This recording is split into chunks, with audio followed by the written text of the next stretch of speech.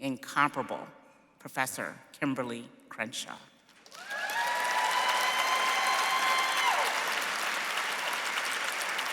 It is my great honor to ask you to join me in congratulating the newest inductee to the National Women's Hall of Fame, my friend and mentor, Professor Kimberlé Crenshaw.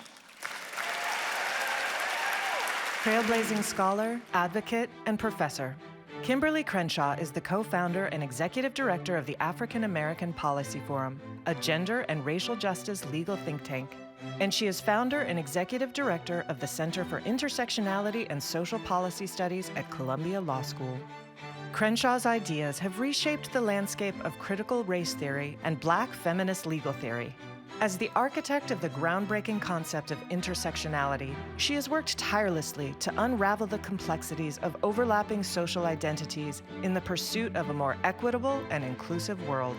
In 2014, she launched the Say Her Name campaign, which brings awareness to police violence against Black women, femmes, and girls. Say her name! Say her name!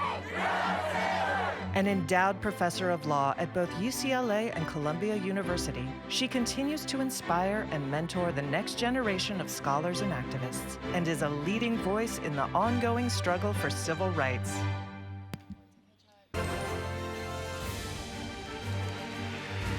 Welcome 2024 inductee Kimberlé Crenshaw.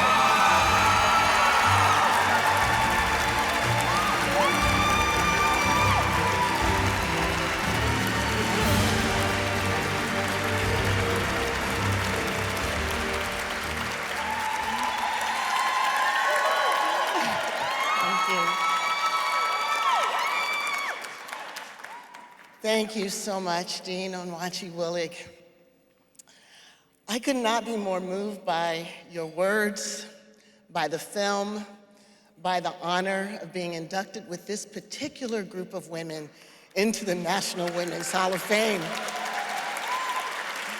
An institution that corrects the collective erasure of women who over time have reimagined, who have led, who have changed the course of history.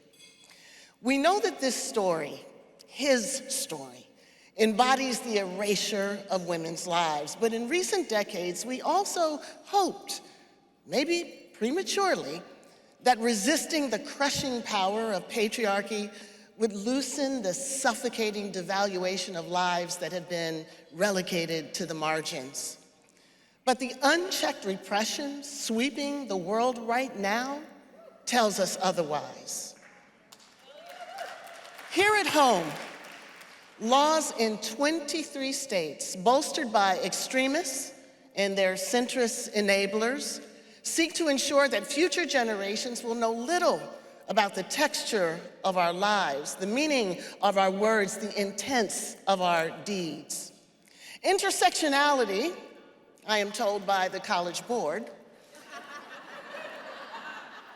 is no longer effective to be taught in the classrooms, having been, quote, drained of its meaning and filled up with political rhetoric, essentially because the right wing has become the heckler's veto on the value of our work.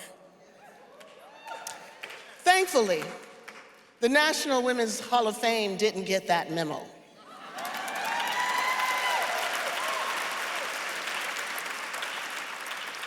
Today, constraints on speaking truth to power are unfolding at a stunning pace, undermining our education, our democracy, and our lives. To survive this landscape, we must become lucid in our dreams and vigilant in our continued resistance.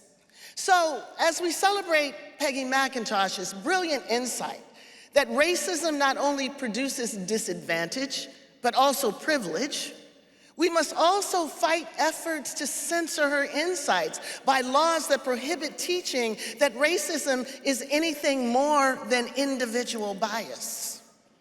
While we honor the courage of Ruby Bridges, who carried the weight of desegregating New Orleans schools on her 6-year-old shoulders, we must also denounce the Moms for Liberty who in Florida and in Tennessee have sought to silence her story, calling it a threat to the well-being of white children. And as we reminisce about the good fortune that we all have had to be eyewitnesses to the history of Serena Williams, we must fight against efforts to whitewash the hostility that she and her sister face by those who now want to legally prohibit any truth-telling about our racist past and our present. And while we reflect with gratitude on Loretta Ross's articulation of reproductive freedom to encompass the full spectrum of rights to parent, not to parent, and to lovingly protect our children, we must resist efforts to cover up the truth. And that is that the anti-abortion zealotry became a weapon of ethno-nationalist resistance to integration, without which it would have never become the repressive political juggernaut it is today.